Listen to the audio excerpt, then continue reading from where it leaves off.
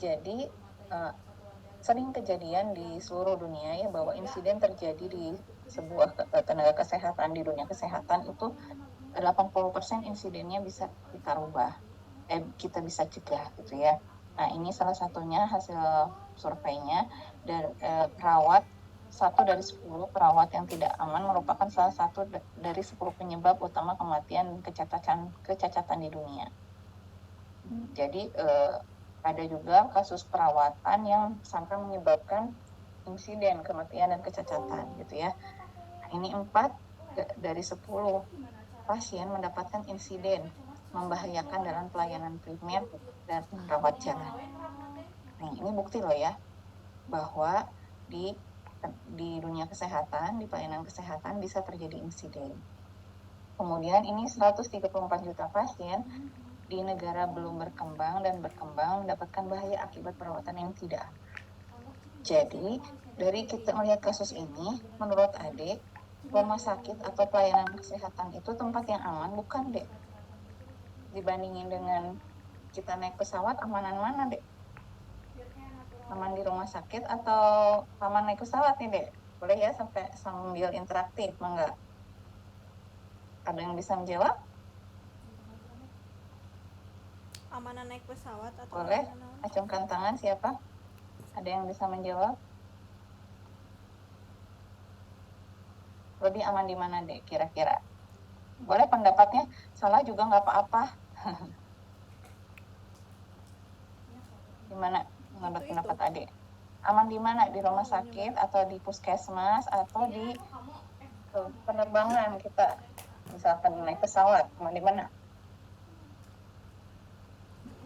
Di chat dong, di kolom chat ya semua ya berkomentar aman di mana. Ayo jawab.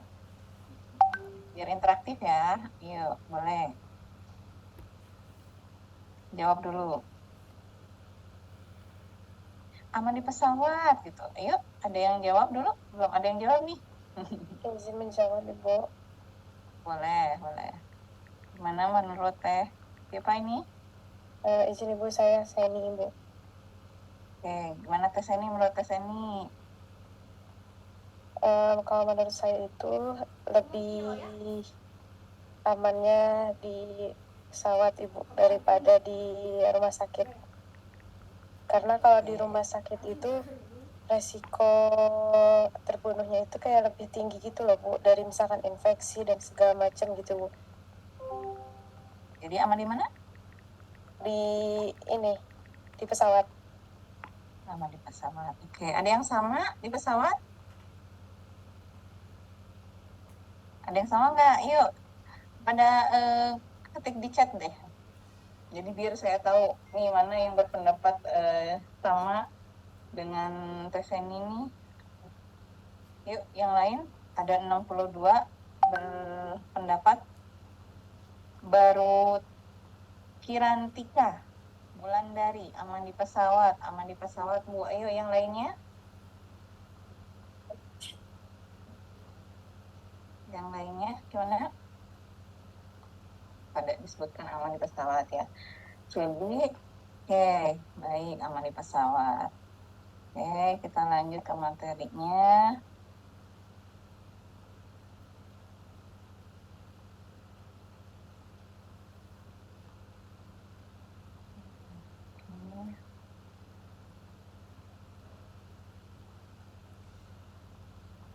Sebentar ya. Layarnya masih kelihatan nih.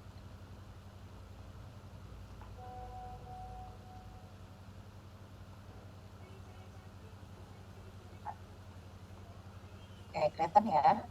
Nah, jadi ada sebetulnya aman mana pesawat dengan rumah sakit atau pelayanan kesehatan. Sesungguhnya lebih aman di pesawat, betul ya. Nah, terus keren. Kenapa? Ya, udah keren nih, berarti udah pinter nih logikanya, udah nyambungnya. Karena itu tadi, jadi ternyata di rumah sakit atau banyak kejadian insiden keselamatan pasien. Kita balik ke insiden keselamatan. Jadi insiden keselamatan itu sesuatu kondisi atau situasi yang bisa menyebabkan cedera ataupun tidak cedera yang padahal sebetulnya tidak berhubungan dengan penyakit pasiennya. Bisa jadi pasiennya datang cuma mau periksa hamil misalnya, ternyata masuk ke puskesmas jatuh, bayinya IUFD, pendarahan dan lain-lain. Nah, padahal kan tidak ada hubungannya dengan penyakitnya gitu ya. Itu contoh salah satu insiden pasti. Nah, ini juga kita lihat beban global. Setiap tahun jutaan pasien menderita luka-luka atau meninggal karena pelayanan kesehatan yang tidak aman dan berkualitasnya buruk. Banyak praktek medis dan risiko yang terkait dengan pelayanan kesehatan muncul sebagai tantangan utama bagi keselamatan pasien. Nih, kesalahan pengobatan adalah penyebab utama cedera dan bahaya yang dapat dihindari. Ini kejadian di dunia ya, di seluruh dunia ya, ini jurnal-jurnal. Nih, infeksi terkait perawatan kesehatan terjadi 7 dari 10 setiap pasien yang dirawat di rumah sakit. Nah, kejadian infeksi, kejadian kesalahan obat ya, pemberian obat itu terjadi ya. Oke. Ini ya, tiap tahun jutaan pasien menderita luka-luka dan ada yang meninggal ya. Ini tadi, kemudian perawatan bedah, prosedur yang salah, perawatan bedah baik dari perawat, baik dari dokter itu udah kejadian. Praktik suntikan yang tidak aman, suntikan yang tertular, salah prosedur saat menangani darah, kejadian di rumah sakit ya, dan banyak lagi. Adik boleh cari tahu lah ya, banyak kejadian yang ada di seluruh dunia dan di rumah sakit saya pun gitu ya, itu tidak menutup kemungkinan. Nah, makanya WHO itu membuatlah kampanye tentang keselamatan pasien ini baru tahun 2019 deh.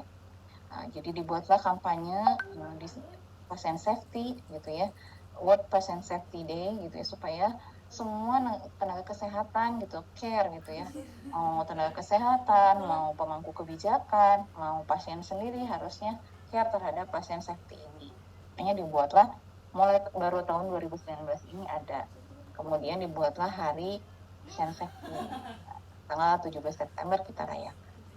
Nah, di sana tujuannya apa? Kita harus membangun budaya keselamatan pasien yang ada di fasilitas kesehatan supaya kejadian-kejadian tadi diminimalisir ya kejadiannya. Oke, lanjut. Nah, keselamatan pasien sendiri apa sih gitu ya?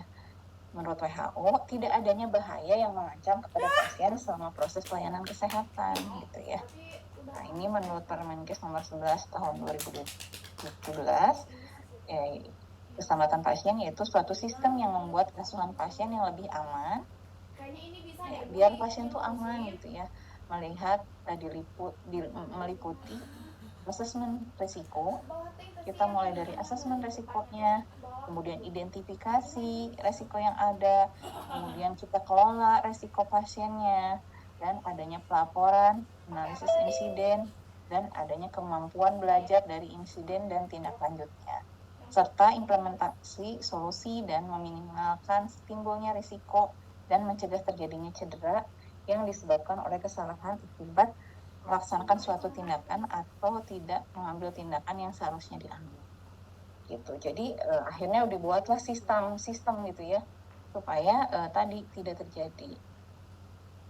Dan ternyata dibuatlah sistemnya itu tidak sesimpel itu, tapi ternyata harus ada asesmen risiko, identifikasi risiko, pengelolaan nanti risikonya gimana, pelaporan, analisa, kemampuan belajar, dan tindak lanjut serta implementasi solusinya. Itu deh. Ada yang mau ditanyakan dulu sampai sini? Belum? Belum. Oke. Nanti kalau ada yang nggak ngerti bilang ya, karena memang bahasannya lumayan berat ya. Nah, kemudian ini kita fasilitas kesehatan ini mengelola jenis obat, jenis pemeriksaan dan prosedur. Ada alat medis, non-medis, jumlah pasien, dan ada staf rumah sakit. Itu makanya tadi saya bilang potensi resiko medical error itu tinggi, gitu ya. Dan ini bisa membahayakan pasien. Nah, kalau ini di puskesmas, acuannya ini nanti kita akan bahas, ya. Gitu.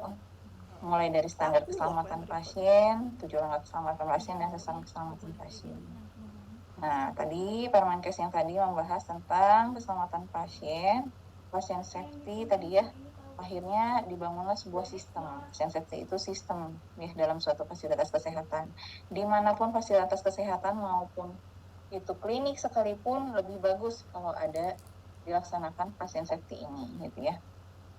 Apalagi sekarang kan semua diakreditasi ya dek, klinik, Pratama gitu ya, puskesmas, rumah sakit, semua diakreditasi dek. Tiap tahun dievaluasi gitu. Jadi itu fungsinya untuk menjaga mutu keselamatan pasien ya, mutu pelayanan pasien gitu deh. Jadi sistem ini tadi dibuat ya di setiap pelayanan kesehatan harus mengkaji asesmen risiko, identifikasi dan manajemen risiko, pelaporan insiden, kemampuan belajar, dan menerapkan solusi gitu ya. Ini sistemnya seperti ini. Kemudian tujuannya ada 4, terciptanya budaya keselamatan pasien. Pengennya pasien kita aman. Kemudian meningkatnya akuntabilitas pasien dan masyarakat. Jadi pasien dan masyarakat percaya, oh iya, di rumah sakit atau di klinik bidan aman, betul, bagus, berkualitas, sesuai standar gitu ya. Apalagi attitude-nya baik gitu ya. Kan akuntabilitas di hadapan masyarakat kita ya semakin baik. Kemudian menurut kejadian yang tidak diharapkan. Yang keempat, pelaksananya program pencegahan agar kejadian tidak berulang. Jadi gimana caranya biar kejadian tidak ini ya, ada jurnal juga bahwa ini tahunnya 2013 ya. Jadi udah lama kalau di dunia di luar negeri itu sudah mengkaji gitu ya tentang insiden-insiden ini, dan banyak misalnya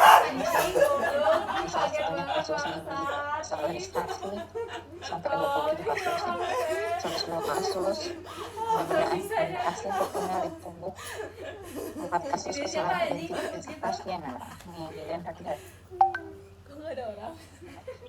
Jadi nih kasus benda asing kasar tertinggal dalam vagina. Ada yang pernah dengar nggak? Apa ya, bidan salah identifikasi salah memberikan obat, bisa jadi gitu ya. Contohnya. Nah, setiap penyelenggara penyelenggara pelayanan kesehatan dia harus membentuk sistem ini. Tadi ya, standar keselamatan pasien, sasaran keselamatan pasien, dan 7 langkah mutu menuju keselamatan pasien. Mau di rumah sakit, puskesmas, klinik itu harus. Nah, contoh kalau di puskesmas, dia ada tim khusus yang bertugas gitu, deh. Dibuatlah satu tim penanggung jawab mutu. Biasanya disebutnya tim mutu di puskesmas. Ya, kalau ada yang nanti bekerja di puskesmas berminat jadi tim mutu, silahkan. Ini berarti bergerak di bidang ini pasien safety. Kemudian kalau di rumah sakit kami ini struktur organisasinya, jadi kita langsung di bawah direktur, ya. Kemudian di sini ada komite mutu namanya, komite mutu rumah sakit. Ya, di bawahnya ada keselamatan pasien, subkomite keselamatan pasien. Nah, di sini ada sub manajemen risiko dan sub mutu peningkatan mutu. Jadi langsung di bawah direktur, gitu. Kalau di rumah sakit namanya komite mutu rumah sakit. Langsung ke standar keselamatannya ya, sesuai dengan Pedoman Nasional Keselamatan Pasien. Jadi ada 7 standar keselamatan yang ada di rumah sakit, yang ada di dunia kesehatan ini ya.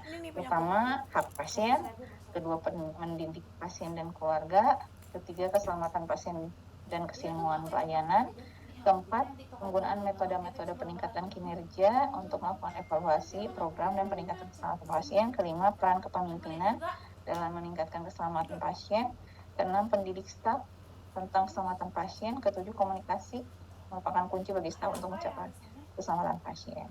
Kita bahas yang pertama nih tentang hak pasien. Tadi harus tahu bahwa dokter penanggung jawab atau bidan penanggung jawab ya. Nah, ini harus diberitahukan kepada pasiennya. Ya, ini dokter atau bidan ya. kita sebagai bidan kita harus memperkenalkan, saya bidan Diana, saya bidan yang melayani ibu sekarang. Ya, itu harus diperkenalkan, itu hak pasien. Ya, nanti kita wajib memberitahukan diagnosanya, menginformasikan diagnosa. Ibu G2P1A0, kehamilan 36 minggu misalkan ya, dengan hipertensi kronis misalkan ya. Hasilnya seperti itu ya Bu ya. Kemudian kita kasih tahu tata laksananya Ibu. Nanti tata laksananya kita wajib memberitahukan perencanaan asuhan yang akan kita berikan. Nah, itu kewajiban kita sebagai bidan harus memberikan informasi, komunikasi, dan edukasi pada pasien. Karena itu bagian dari hak pasien. Saat bidan tidak melakukan itu, atau dokter, siapapun tenaga kesehatan, itu bisa dituntut ya. Tadi perencanaannya harus dikasih tahu ya. Jadi misalkan ibunya udah lahiran nih ya di rumah bidan.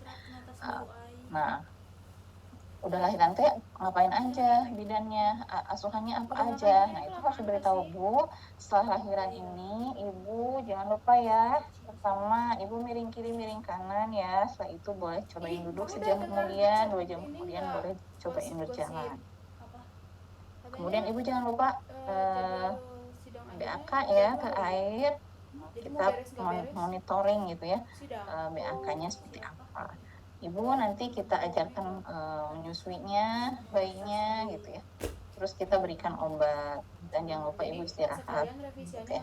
Misalkan nih itu asuhannya, itu kita kasih tahu dulu deh, dan di awal namanya kan perencanaan ya, kita kan bikin SWOP tuh, SOP kayaknya pelaksanaan, ada perencanaan ya, kemudian ada tata laksana itu ya. Perencanaannya kita kasih tahu ke pasiennya, dan jangan lupa kita harus menjelaskan sejelas-jelasnya gitu yang benar kepada pasien dan keluarga kita yang ada ya saat itu. Nah, kalau tidak dijelaskan ke keluarga juga kadang keluarganya banyak yang komplain gitu ya. Makanya kalau kita menjelaskan, Bu, ada siapa lagi yang mau mendengarkan informasi dari saya? Suami, ibu saya, panggil dulu baru kita informasikan. Seperti itu ya. Paham ya untuk hak pasien? Karena ini adalah hak pasien. Paham ya? Siap ya? Yang kedua, ini mendidik pasien dan keluarga. Jadi tadi ya, bahwa bidan harus memberikan informasi yang jelas, mengetahui kewajiban tanggung jawab pasien, mengajukan pertanyaan-pertanyaan untuk hal yang tidak dimengerti, memahami dan menerima konsultasi pelayanan, mematuhi instruksi, menghormati peraturan sakit, memperlihatkan sikap menghormati tenggang rasa, memenuhi kewajiban finansial yang sepakati. Ini adalah hak dan kewajiban pasien di general consent. Biasanya kita harus informasikan juga gitu pada pasien bahwa pasien punya hak, tetapi pasien juga punya kewajiban. Nah, kita dijelasin di awal, biasanya kalau di rumah sakit namanya general consent deh. Jadi kita informasikan, kita edukasikan ke pasien di awal sebelum baru masuk rumah sakit gitu. Jadi ibu nanti pembayarannya menggunakan umum ya gitu ya. Wajib mematuhi aturan rumah sakit gitu, biasanya gitu ya. Itu diinformasikan di awal, dan tentunya kita berkewajiban juga memberikan edukasi mengenai penyakitnya, perencanaannya ya, tata laksana setiap penyakit. Yang ketiga, tadi udah ya tentang edukasi pasien, sudah ya, paham ya. Kemudian yang ketiga, keselamatan pasien dan kesinambungan pelayanan. Jadi pelayanan itu harus berkesinambungan, apalagi di zaman sekarang ya, di era BPJS ya. Itu berupaya untuk menyambungkan gitu ya dari paskes pelayanan yang ada. Nah, ini ya contohnya, menjamin kesinambungan pelayanan itu baik antar tenaga kesehatan ataupun antar unit di pelayanan gitu ya. Jadi kan misalkan di klinik bidan kita ada beberapa bidan ya, atau misalkan kita berkolaborasi dengan klinik lain gitu ya, atau kita rujuk dengan puskesmas atau dengan rumah sakit. Nah, itu harus ada koordinasi gitu ya. Pelayanan berkesinambungan yang menjamin adanya koordinasi ya. Yang pertama, koordinasi pelayanan secara menyeluruh. Tadi ya, kita kan di era BPJS ada rujukannya kemana gitu ya. Dan kemudian koordinasi juga tidak berhubungan dengan unit atau fasilitas kesehatan, tapi salah satunya koordinasi juga dalam segi antar profesi. Kalau misalkan di rumah sakit berasa ya, kalau misalkan di profesinya itu ada macam-macam. Ada dokter, perawat, bidan, ada nutrisionis, ada apoteker.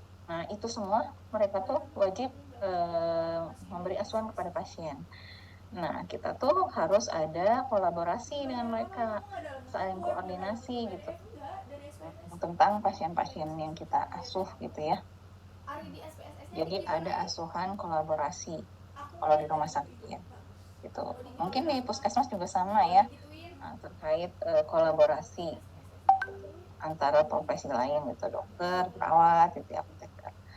Kemudian harus adanya koordinasi pelayanan sesuai dengan kebutuhan pasien atau pelayanan sumber daya. Ya, tadi si pasien itu butuh pelayanan apa? Oh, ternyata pasiennya butuh pelayanan yang lain, misalkan pelayanan gizi tadi ya, nutrisionis. Oh, ternyata butuh pelayanan yang lain lagi, fisioterapi. Kalau di rumah sakit ada fisioterapi, rehabilitasi medik gitu ya. Kita harus melakukan pelayanan sesuai dengan kebutuhan pasien gitu ya. Jangan karena mengirit biaya, anggaran, misalkan udah nggak usah dirujuk gitu, nggak usah koordinasi dengan tim yang lain gitu. Nah, jangan, tapi disesuaikan dengan kebutuhan pasien. Kemudian harus ada koordinasi dengan pelayanan yang mencakup peningkatan komunikasi ya. Nah, jadi nanti ada sistem komunikasi dengan profesional pemberi asuhan lainnya. Ada nanti ya, bagaimana cara berkomunikasi dengan profesi lain. Kemudian komunikasi dan transfer informasi antar profesi kesehatan ya. Ini harus ada kesinambungan di antara yang memberi asuhan-asuhan yang ada di fasilitas kesehatan. Keempat, adanya penggunaan metode-metode peningkatan kinerja supaya dievaluasi dan program peningkatan keselamatan pasien. Oh, ini pasti pusing adik. Ngerti nggak? Bingung ya? Dengerin aja dulu ya.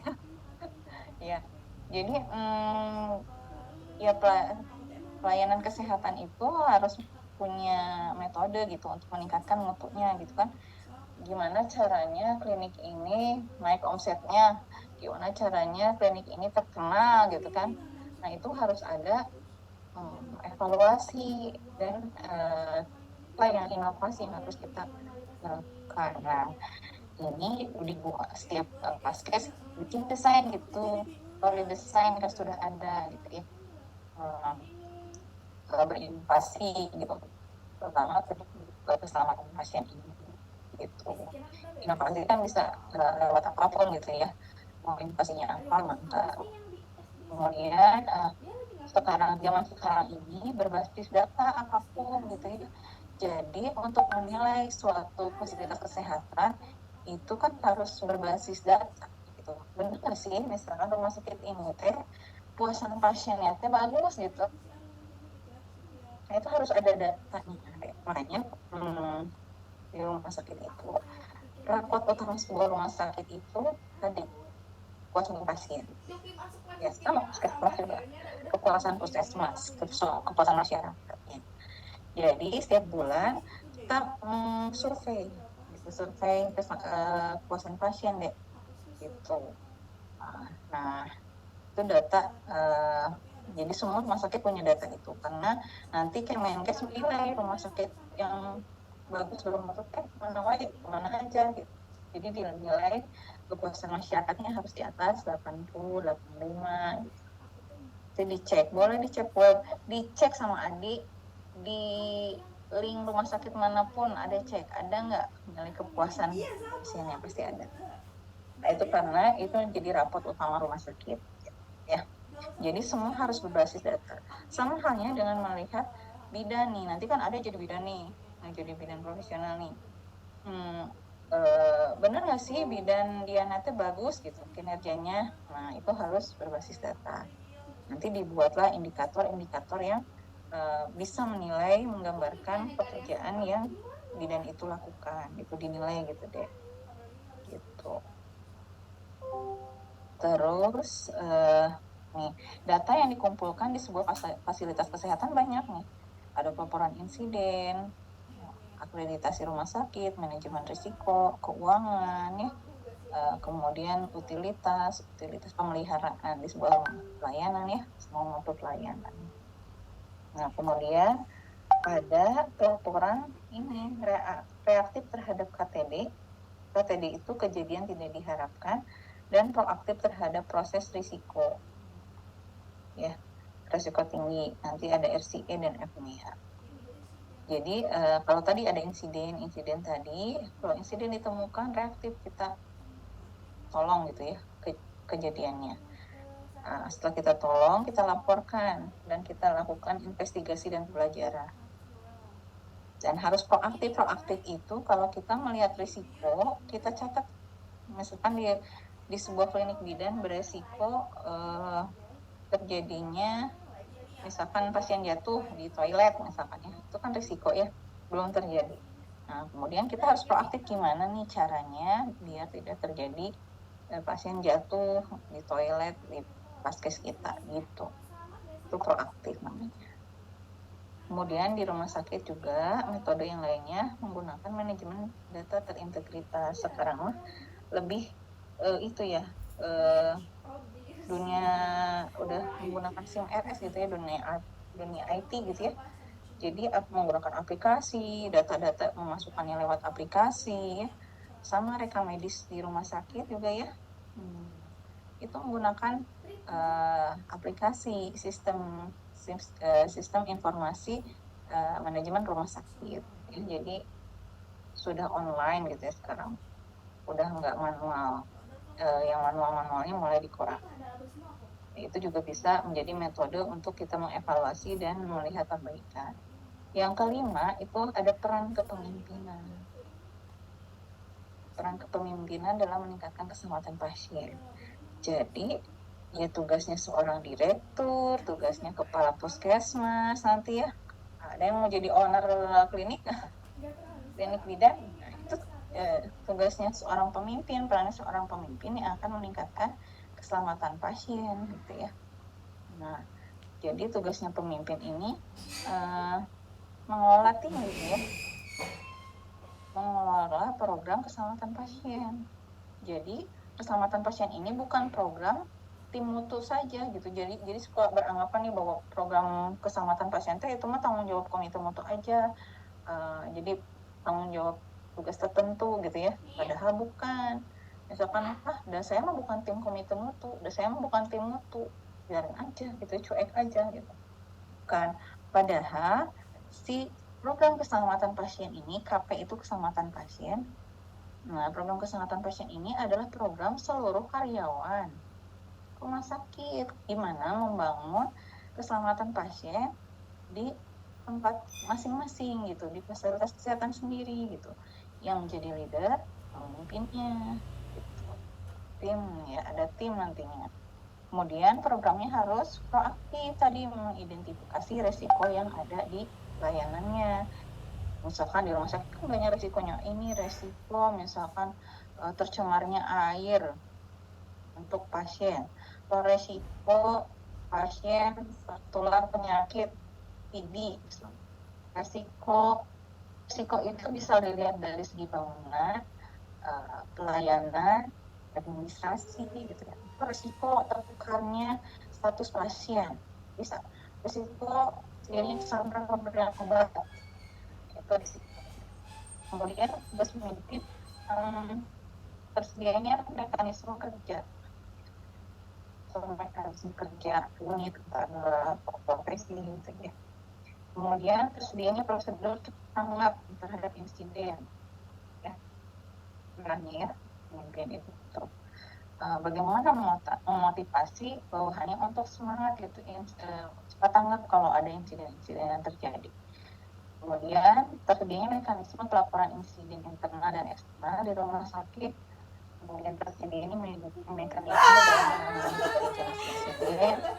Kemudian kepemimpinan juga berperan mengkolaborasikan, mengkomunikasikan antar unit, ya, antar disiplin. Kemudian tersedianya sumber daya dan sistem informasi untuk perbaikannya. Kemudian tersedianya sasaran terukur. Nah, siapa yang pengumpul informasinya? Dari mana? Nah, dalam mengevaluasi kerja. Bis Jadi di mana? ya itu tadi, pemimpin adalah leader di sebuah pelayanan kesehatan. Ada direktur, kepala puskesmas, atau misal owner klinik ya, atau misalkan kepala ruangan gitu ya, PJ. Nah itu jadi leader-leader. Mereka itu agent of change gitu, jadi contoh gitu untuk membangun budaya keselamatan pasien ini deh, dan memastikan fasilitas-fasilitasnya ada gitu ya, tersedia gitu sebagai pemimpin itu. Kemudian yang keenam, ada pendidikan, proses mendidik staf gitu ya. Nggak mungkin misalkan keselamatan pasien ini dipegang oleh seorang direktur saja, tapi dia harus di-share gitu ya, disampaikan kepada staf-stafnya supaya semua stafnya melakukan ini penanganan pasien septik. Biasanya kita lakukan melalui program pendidikan, pelatihan, orientasi. Jadi kalau ada nanti misalkan profesinya ke rumah sakit atau ke puskesmas, biasanya dilakukan orientasi pasien dulu, orientasi terhadap rumah sakit, alurnya gitu ya, etikanya di rumah sakit. Nah ini fungsinya untuk pasien safety, untuk keselamatan pasien ya. Kemudian nanti integrasi topik keselamatan pasien, bisa planning gitu ya. Kita membuat pedoman pelaporan insiden juga nanti di-share juga ke semua staff gitu ya. Staff itu mulai dari dia cleaning service deh sampai direktur ya. Siapapun yang bekerja di vaskes tersebut dia harus berkontribusi melakukan pasien safety gitu ya. Kemudian pelatihan tentang kerjasama kelompok teamwork dalam rangka pasien safety. Bisa melalui banner, bisa melalui pelatihan apapun lah, online ataupun offline gitu ya. Jadi memastikan bahwa pasien safety ini disampaikan kepada seluruh staf gitu ya, melalui pendidikan.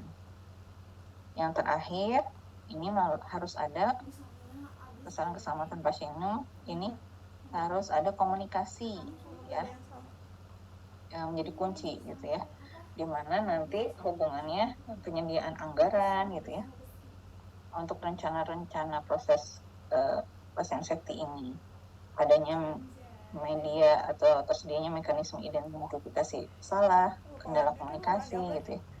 Nah ini merupakan kunci, intinya di komunikasi juga ya. Gitu. Ada yang ditanyain dulu? Tentang apa tadi?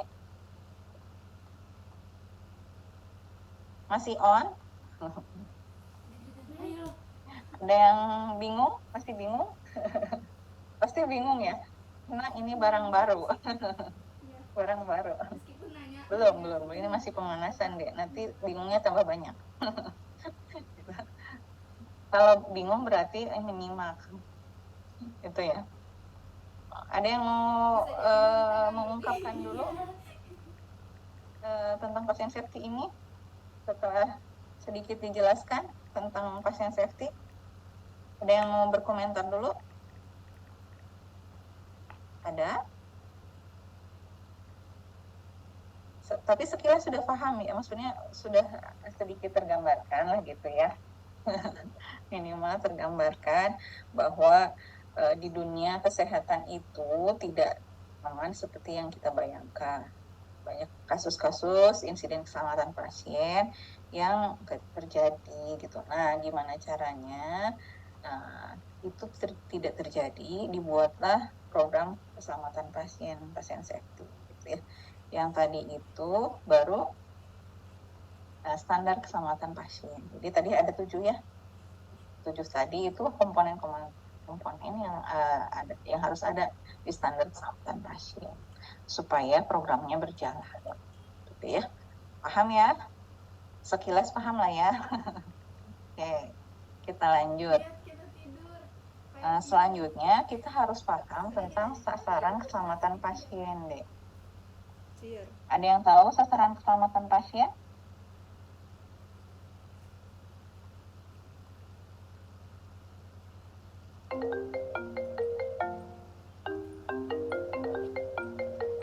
Ini saya sampai 4:30 ya deh. Jam Adek jangan ngantuk ya. lagi. Oke. Ngapain? Lagi Zoom? Presentasi saya sudah terlihat? Enggak, santai. Kenapa? Sudah Ibu. Siapa? Oke. Tidak terhalang Adek presentasinya? Siapa? Halo. Siapa? Tidak terhalang ya? Iya. Oke. Sekarang tadi kan untuk standar keselamatan pasien. Yang berikutnya sasaran keselamatan pasien. Ada 6 sasaran keselamatan pasien. Nah biasanya ini di akreditasi ada pasti ditanya tuh, misalnya kalau ada lagi profesi ke rumah sakit, kemudian pas ada akreditasi pasti ada ditanya ini, dicek sama supplier. Iya kan? Yang kemarin di-upload itu kan? IG anjay.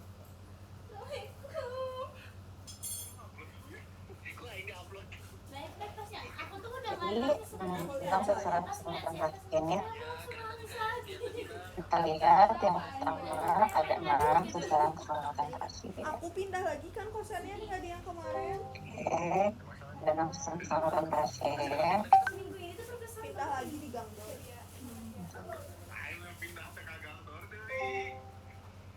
Ya lagian gimana? Di sini mah aku lebih gede kosannya. Ada kecepatan identifikasi pasien, ada peningkatan komunikasi yang efektif, kemudian ada peningkatan keamanan obat, kemudian ada kepastian tepat lokasi tepat prosedur, terus ada pengurangan risiko infeksi dan pengurangan risiko pasien jatuh. Besti. Jadi nanti kalau ditanya, deh ada berapa sasaran keselamatan pasien?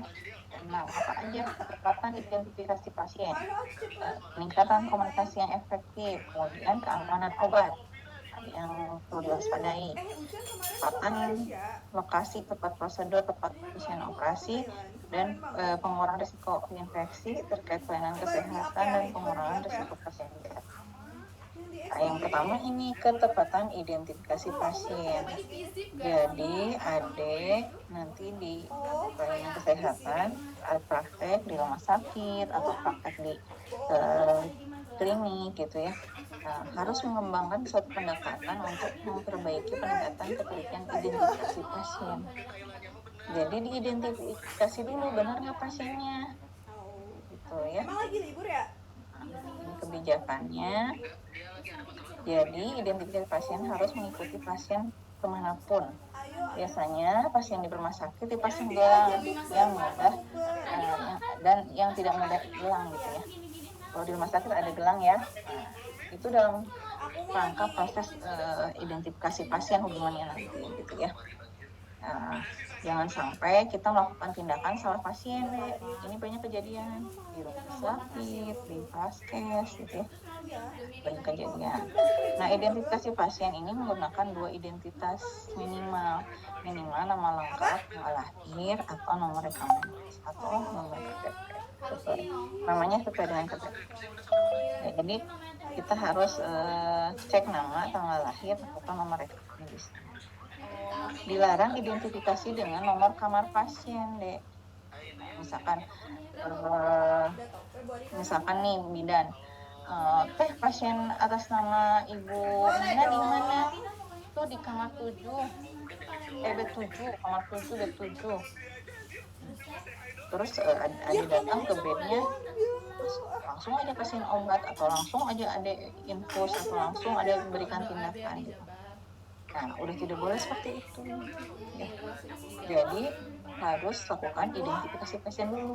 Memang kalau pasiennya di kamar 7, bed 7, tapi kita lakukan dulu identifikasi pasien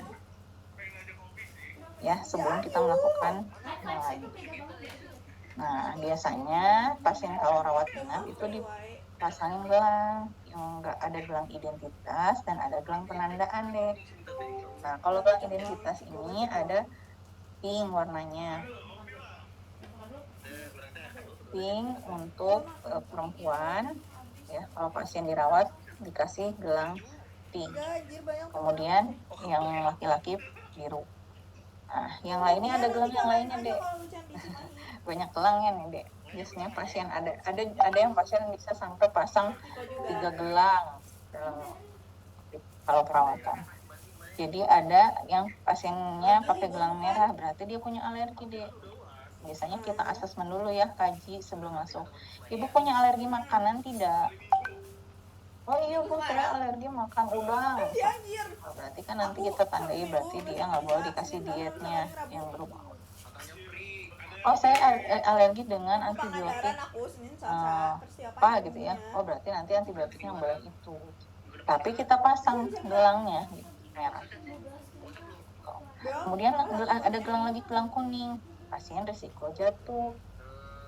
Nah, berarti pasien-pasien yang kemungkinan berisiko jatuh kita pastikan gelang. Nanti ada cara mendeteksi pasiennya ada ya. Oke. Tuh.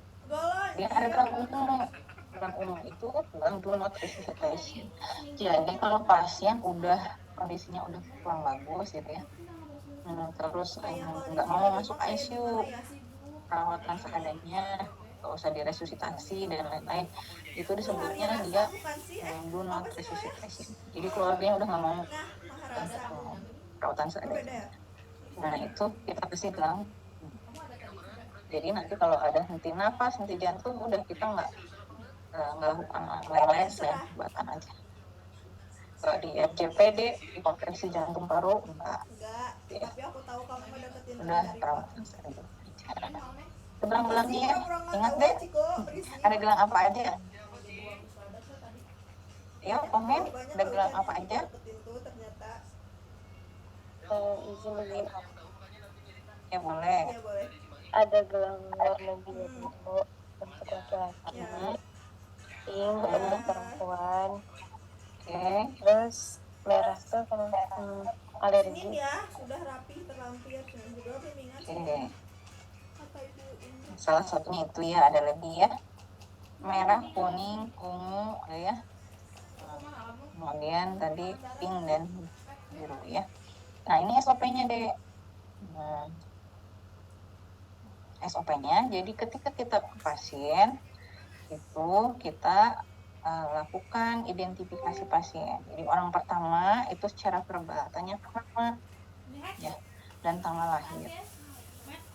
Kemudian secara visualnya lihat gelangnya. Kalau udah pasang gelang, kita lihat cek gelangnya benar nggak, cocokkan dengan perintah.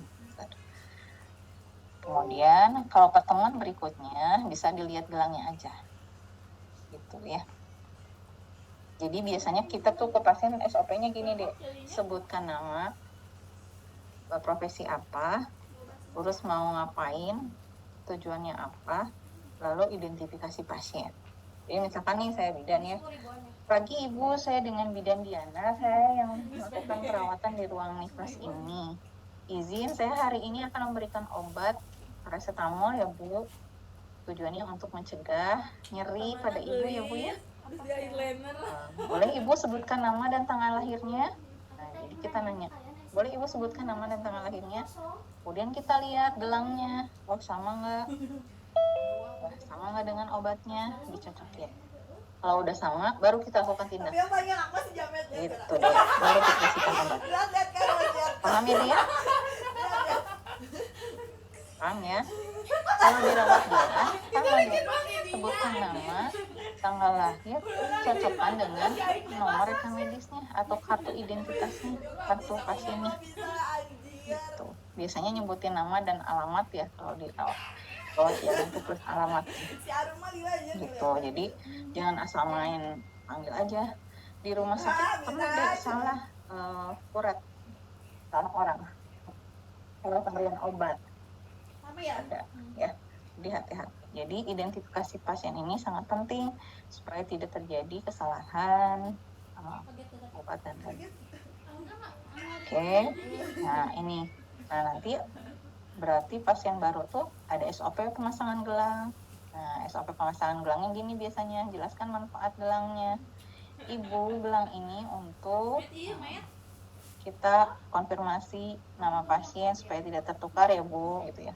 Jelaskan bahayanya. Ibu kalau tidak mau pakai gelang ini, bahayanya khawatir terjadi salah pemberian obat, salah tindakan, gitu ya. Ibu kalau gelangnya lepas, Ibu beritahu kami ya. Ya, minta pasien untuk mengingatkan kalau misalkan perawatnya tidak konfirmasi. Jadi ada nih nanti jangan jadi pasien ya.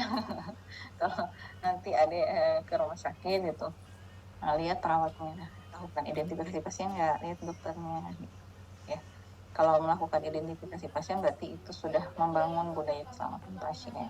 Ya, itu dia untuk identifikasi pasien, intinya itu. Sudah sebagian. Kapan kita harus melakukan identifikasi pasien, Dek? Nah, ini satu, saat memberikan obat. Kan karena takut salah pasien. Atau salah dosis, bisa jadi. Saat memberikan produk darah, transfusi. Tadi juga seperti kejadian tuh, transfusi. Kemudian saat pengambilan darah, sampel darah, oke.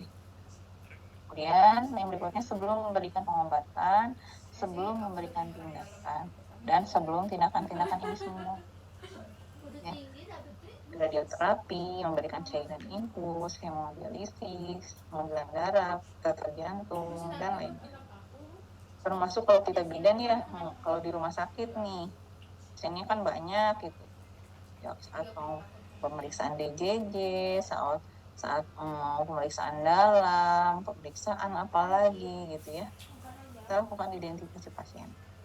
Jangan-jangan kita main pede aja, padahal bukan pasien ini yang harusnya dipede, pasien yang lain ya. Nah, hati-hati seperti itu. Nah, udah mengerti deh tentang identifikasi pasien, Dek? Sudah paham? Paham, Ibu. Ada yang mau ditanyakan dulu? Ada yang mau ditanyakan dulu? Belum ada, Ibu. Belum ada. Sudah ngerti ya?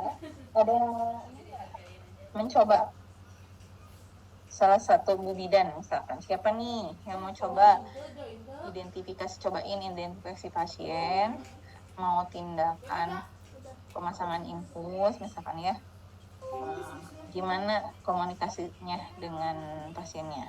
Boleh siapa? Satu orang mau mencoba?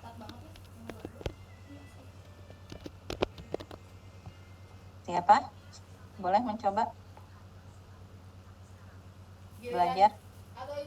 Siapa tahu nanti kerja di rumah sakit atau di puskesmas ya sama ya. Boleh siapa yang mau nyoba?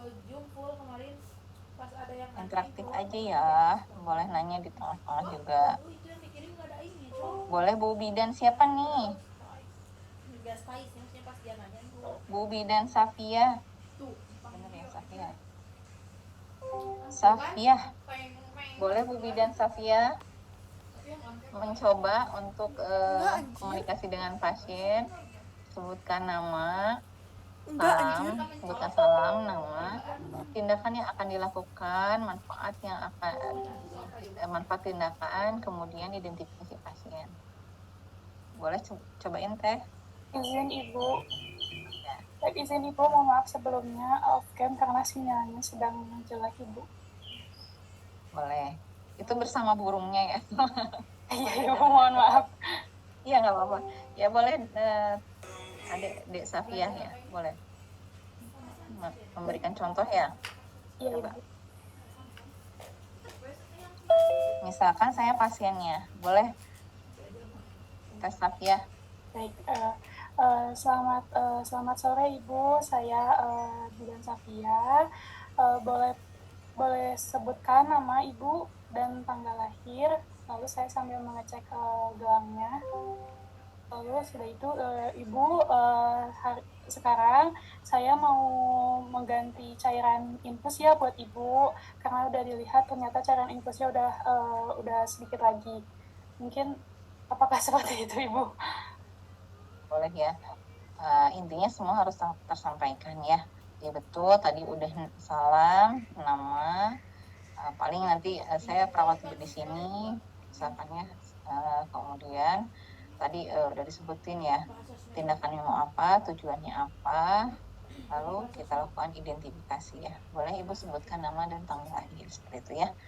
Sip, keren, terima kasih Satya, dilanjut ya materinya. Oke, lanjut.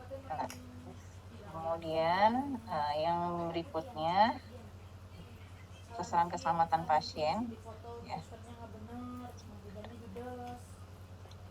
Yang berikutnya adalah tentang peningkatan komunikasi yang efektif. Jadi rumah sakit atau fasilitas kesehatan harus melakukan pengembangan pendekatan tentang komunikasi efektif ya, efektivitas komunikasi antar pemberi pelayanan. Nah, di sini ini yang tadi saya bilang bahwa komunikasi yang mudah terjadi, maksudnya sering terjadi kesalahan dalam komunikasi gitu ya. Nah, jadi insiden keselamatan pasien di seluruh dunia tuh kejadiannya bukan biasanya, hasil penelitian bahwa penyebabnya itu komunikasi yang kurang efektif.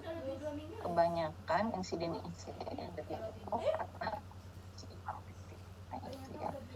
Jadi betul sasaran keselamatan pasien yang berikutnya bahwa kita harus komunikasi terutama kesalahan yang terjadi biasanya perintah diberikan secara lisan sama dokter. Drip aja, dan pasien Ibu Ani drip ya, naik gitu, pesan infus gitu ya. Itu kan cuma lisan gitu. Kadang si bidannya lupa gitu. Nah itu ya. Atau kadang diberikan telepon saat telepon, nanti kasihkan obat ini terus lupa. Apa ya, obat apa tadi yang belum gitu. Tuh ya. Atau saat laporan kembali hasil pemeriksaan kritis. Nah, ada kasus pelaporan nilai kritis. Jadi kalau di rumah sakit itu ada hasil lab, dinyatakan hasil labnya nilai kritis itu ketika pasien itu hasil labnya sangat buruk gitu, dan membahayakan nyawa pasien. Soalnya mati. Sehingga kalau ada nilainya buruk itu, kita harus notifikasi langsung gitu ya. Lapor langsung ke dokternya, dalam waktu 30 menit harus ada tindakan. Itu kepatuhan komunikasi tentang nilai kritis nanti. Aduh, ditengkas banget. Terus lanjut. Nah, perintah lisan atau via telepon biasanya sering terjadi kesalahan. Jadi harusnya tulisan lisan itu tetap ditulis gitu. Walaupun telepon dia harus kita tulis gitu. Kemudian baca ulang, konfirmasi. Nanti akhirnya harus dikonfirmasi dan dibubuhkan tanda tangan. Setelah misalkan orang yang kita koordinasikan datang, ditulis di kertasnya. Biasanya ini tentang komunikasi kita ke dokter ya. Konsul dokter biasanya gitu. Nah, jadi isi perintahnya ditulis apa, nama lengkap, tanda tangan perintahnya apa, tanggal dan jam. Aing marahin tahu kalau masih mana yang edit. Kalau di rumah sakit itu ada catatan perkembangan ya. Iya, tapi tetap Aing marahin mereka. Nah, itu kalau kita konsul ke dokter, kita harus ngisi itu via telepon. Saat kita telepon, ada namanya metode SBAR deh. Komunikasi SBAR kita lakukan, konsul, kemudian kita tulis lengkap di catatan perkembangan. Kemudian kita tanyakan ulang obatan yang alasan, kemudian konfirmasi, kemudian tanda tangan hari berikutnya biasanya ya, atau pas dokternya datang kita minta tanda tangan beliau. Itu deh, biasanya bentuknya seperti inilah secara isi perintah, nama, pemberi perintah, pelaksana perintahnya apa, gitu. Tapi yang langsung ke tapi ada nanti ditanda tangan. Nah ini contoh obat yang LASA. Aku mau nanya deh, yang Jadi LASA itu look alike, sound alike. Jadi kalau dilihat kan ini antara yang atas sama bawah sama ya, mirip ya nama obatnya secara sekilas jadi ya. Jadi look alike, serupa saat dilihat. Sound alike, kadang penyebutannya hampir sama, phenobarbital, pentobarbital. Ini biasanya harus dieja deh pakai alfabet itu atau diulang. Dok, boleh konfirmasi ulang, jadi pemberian obatnya phenobarbital ya dok, atau langsung di alfabetkan. yang tadi Kan alfabet itu contohnya kayak alfabeta, Kira, Charlie, beta gitu. Jadi ada sebutan dari alfabet itu harus disebutkan sesuai dengan nama obat supaya tidak kesalahan. Ini contoh nih obat yang serupa sama banyak kalau di rumah sakit bisa menemukan wow petani coklat nih. Biasanya LASA disebutnya lookalike sampai honorum nama obat rupa mirip. Contoh ini hidralazin, hidroksizin, cerebix, celeber gitu. Ini sama kan mirip ya penulisannya ya. Jadi isi tertukar deh, dan ada kejadian memang tertukar epinephrine sama apa tuh. Nah ini kejadian ada yang nyaris suka pasien, ada yang tadi ya yang saya sebutkan laporan nilai kritis. Jadi di rumah sakit itu tadi saya sebutkan bahwa ada hasil pemeriksaan lab yang dinyatakan bahwa hasil itu kritis, gawat gitu kondisinya tuh, pasiennya gawat darurat. Misalkan contoh pasien ibu hamil lah ya, ibu postpartum, ibu hamil gitu, ibu bersalin, biasanya HB di bawah 3 gram gitu ya. Nah itu dia pasti pasiennya udah shock tuh, itu anemia berat kan pasiennya ya. Nah itu namanya hasil kritis, nilai kritis gitu ya. Nah itu harus langsung dilaporkan cepat sampai ke dokternya 30 menit. Harus ada tindakan. Nah ini dilaporkan via telepon ya. Sampai adanya tindakan harus 30 menit. Gitu.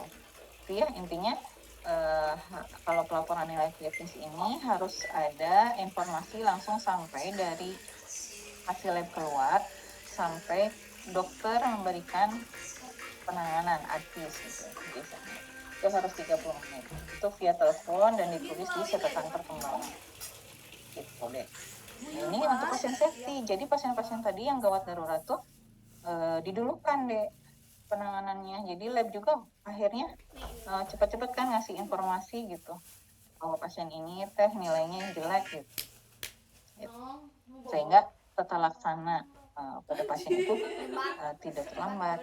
Misalkan tadi ya, ternyata si ibu tuh pendarahan, pasti udah ditangani pendarahannya sambil ditangani periksa darah, HB-nya 3. Kalau dibiarin terus ya ketahuan bisa ngedrop terus. Itu harus ditransfusi, kalau nggak ditransfusi kalau anemia berat itu harus transfusi ya penanganannya deh. Biasanya di kita HB di bawah 8 itu transfusi deh. Apalagi HB sampai 3 itu dia nggak ketolong, bisa shock gitu ya, bisa meninggal pasiennya. Jadi kejadian tadi meninggal yang tidak diharapkan itu teratasi dengan adanya kebijakan pelaporan nilai kritis harus 30 menit sampai ke dokter. Ya, ini contoh jadi setiap fasilitas kesehatan rumah sakit, puskesmas itu pasti ada daftar nilai kritis seperti itu. yang gini. Ini pemeriksaan nilai kritisnya satu ya. Tapi udah ibu bidan mah nggak banyak seperti ini ya. Nggak banyak, biasanya lebih ke hemoglobin gitu ya. Nah, atau leukosit. Hemoglobin nih kurang dari 7. Disebut atau ada reaksi transfusi. Jadi setiap rumah sakit atau setiap puskesmas itu punya daftar sendiri mana yang mau disebut nilai kritis gitu. Jadi ade kalau datang ke rumah sakit cek kalau nilai kritis yang ada di rumah sakit ini apa ya, apa aja. Itu ngerti ya untuk pelaporan nilai kritis ya? Paham ya? Kenapa kayak Coba saya tanya, Teh Anggia ngerti untuk nilai kritis, laporan nilai kritis? Ini tentang komunikasi hubungannya. Ya, jadi terus saya gitu. apa nilai kritis itu? Menurut sekilas adik aja nggak apa-apa. Teh Anggi, menurut Teh Anggi apa tuh nilai kritis? Iya anjir. Gini ya awalnya. Nih. Atau siapa yang mau mencoba? Ini saya menyampaikan masuk enggak nih? Jadi saya harus tanya ya. Salah satu, salah dua, salah tiga. Boleh yang mau? Siapa? Teh Kirantika mau? Menurut Teh Kirantika? Izin Ibu, yang tadi sudah disampaikan dari Ibu terkait nilai kritis itu tadi kan ada tabelnya. Misalkan kalau di kebidanan sendiri seperti kadar hemoglobinnya. Nah, nilai kritisnya tadi yang ada di layar itu kurang dari 7 Ibu untuk kadar hemoglobinnya, kurang lebih seperti Ini itu. hasil gue Shopee mah Ya, bagus. seperti itu ya. Jadi kalau ada nilai-nilai memang hasilnya dianggap nilai Apa sih kritis, 60 kita harus anjir? menyampaikannya sampai ke dokter, ditangani 30 menit setelah ada Nah, aku hasil mah ya. rajin sih nge-claim Ya, TikTok. oke. Itu komunikasi tentang laporan nilai kritis ya. Yang selanjutnya ini contoh kebijakan menerima perintah lisan lewat telepon. Tadi ya udah sekilas saya kasih tahu ya bahwa Ya udah aku nanti. harus diulang ya kalau ada nama-nama obat yang memang look alike, sunlight ya, konfirmasi lagi santai. Iya, guys, ayah tuh kudu video call unboxing. Cara anakku mah, dia tinggal video pakai foto yang pakai produk itu gitu. Iya. Ya. Aku banyak. Jadi intinya tadi kalau kita teleponnya di sini kita sebutkan nama bagian mana, bagian apa. Kemudian yang menerima sama sebutkan nama bagian apa, yang seperti itu ya. Nah, itu kan ada pesan-pesan yang disampaikan itu harus tertulis Apa ih? dan dikonfirmasi. Ya apa? Ya, metodenya biasanya ada ikhlas nanti saya belum jelaskan nanti ya kalau ikhlas ya, tapi yang paling penting kita harus full bakon, tulis, baca dan konfirmasi. Full bakon atau cabak semua aja sih. Tuliskan apa pesannya, baca, konfirmasi.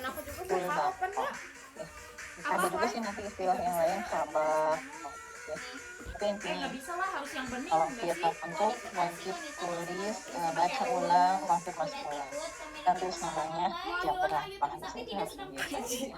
Aing juga nggak bisa. Ya udah. Udah pusing kan telepon mana Tuh Neng, buktinya? ih Gak bisa ini mah, gak Kalau bisa ada insiden pakai apa kan? Mana buktinya? cantik ting ya.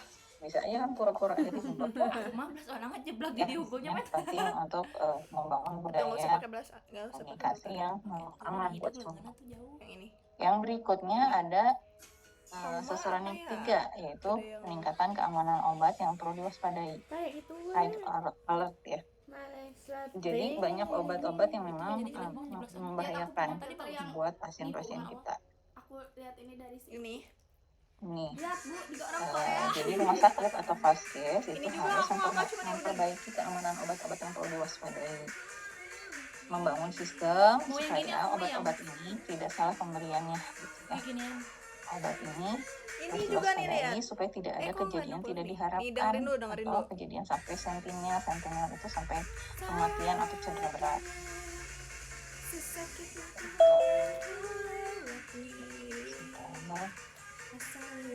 Lanjut, nah ini kasus di mana nih? Di Miami ya. Ini kasus pasien salah pemberian obat sampai nih. Jangan diliatin Pasien Atopia. sampai pasien itu Mulai cacat nggak ya. ditiungi.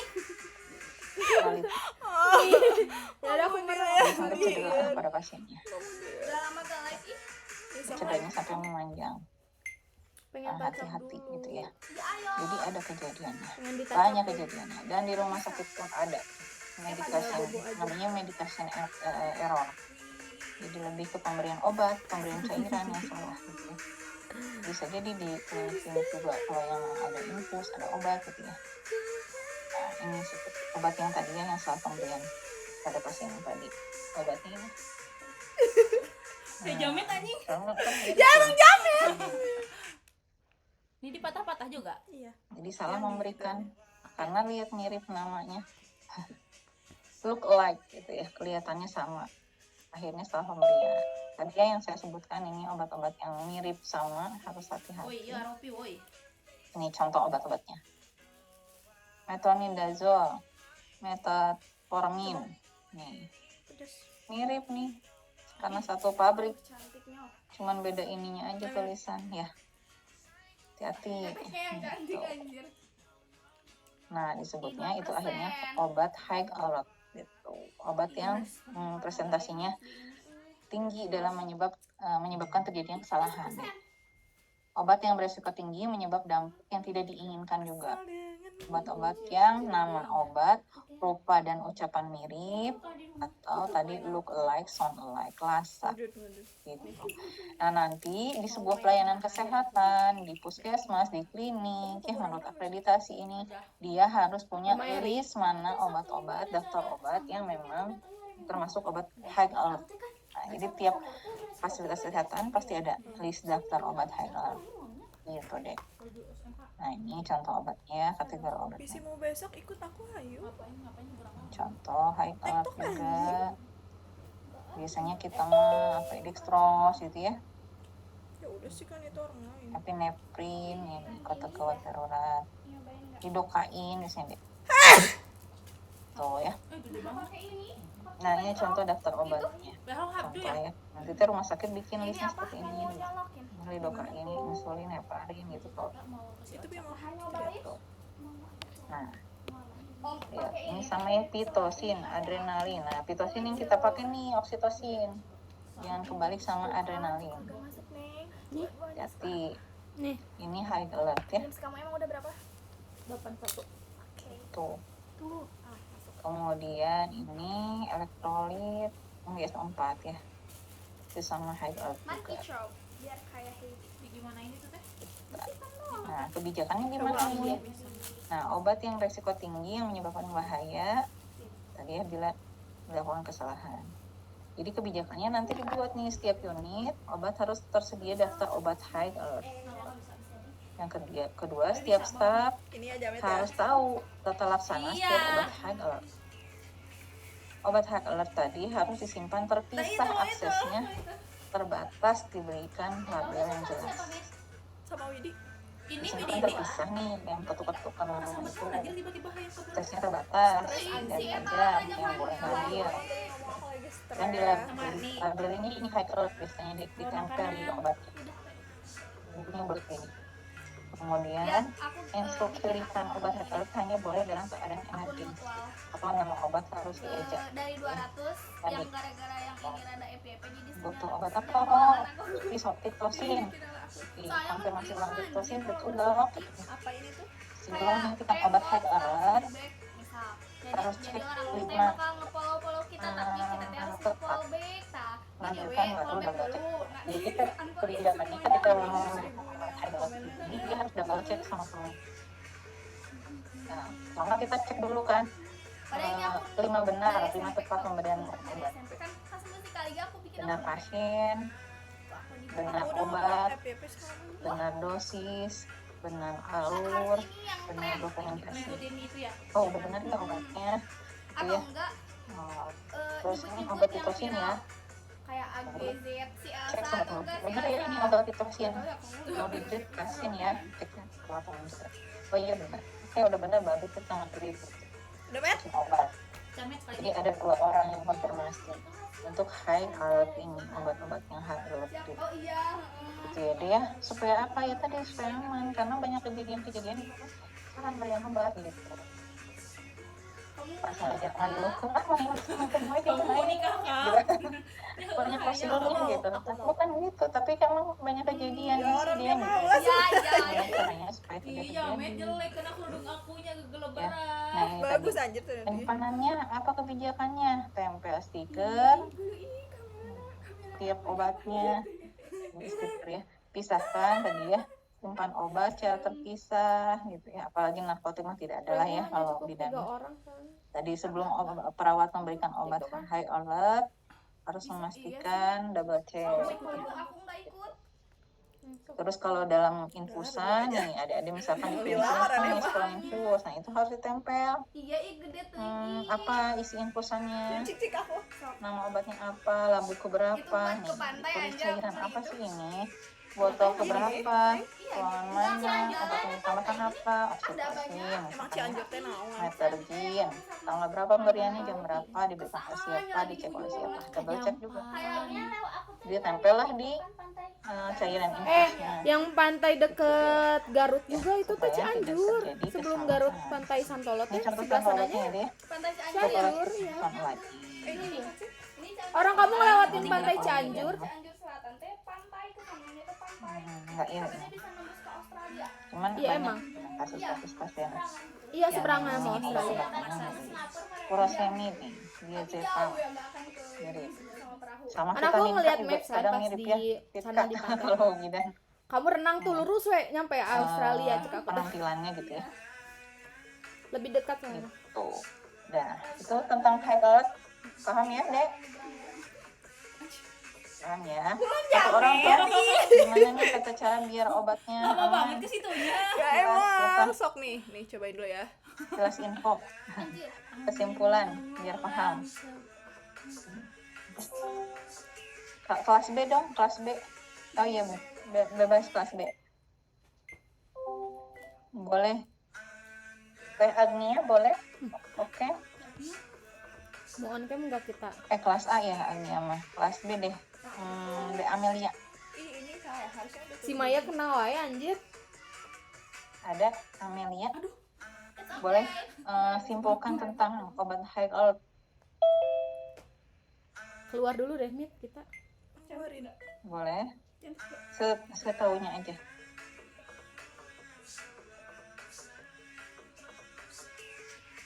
Amelia ada. Halo. Ada Ibu izin. Siap. Boleh disimpulkan deh obat kewaspadaan obat high alert. Mohon maaf Ibu, saya sedang membuat surat etik Ibu. Ini sedang di dalam ruangan. Sedang dalam ruangan. Yang lain boleh ganti. Yang B siapa? Fitrika. Bikin surat etik di ruangan. Naon anjir. Ada. Bikin surat Teteh Fitrika. Kelas B. Boleh Mau on cam enggak? sedikit menyimpulkan, mengulas. Udah mau katanya sih. Ada hadir. Apa sih? Ini ada kaki aku. Pia awas. Ada. Aku terlihat. Siapa boleh? Tiara, Teh Tiara boleh B. sedikit mengulas. Kalian udah nonton kemah yang kesurupan nggak? Belum. Aku pengen nonton di bioskop Gunung Gede. Mohon izin. Sama petaka gunung gede ya? Ibu ya? Oke, ada. Nonton yuk. Yang lainnya Besok gak bisa. yang mau Besok nggak sedikit bisa. Senin nggak bisa. Selasa nggak bisa. menyimpulkan biar temennya ini lebih paham lagi. Oh iya offline ya. Jam berapa sih? Sore siang juga bisa. Nggak ada yang mau. Apa yang mau deh, siapa deh? Yang mau siapa? Ini pada nggak mau bicara ya. Wait, geseran Boleh kamu siapa nggak yang mau kelihatan. disimpulkan boleh? Kelihatan sini. Kita makan dulu. Ada. Izin Ibu. Ada siapa? Sebutkan nama. Izin Ibu, izin menyimpulkan saya Sisti mengenai obat high alert, yaitu obat dengan presentasi tinggi yang menyebabkan kesalahan. Itu salah sih kameranya dibalik. Di HP. Terlaksananya baiknya gimana deh kalau ada obat high alert ini? Harus dicek ulang Ibu dengan konfirmasi ke teman contohnya. Kemudian juga diperhatikan untuk pemberian untuk 5 benar pemberian obatnya gitu Bu. Betul ya, dan nanti cara penyimpanannya ya dipisahkan dan diberi label ya. Oke, lanjut ya materinya. Terima kasih Teh Sisti sudah menyimak.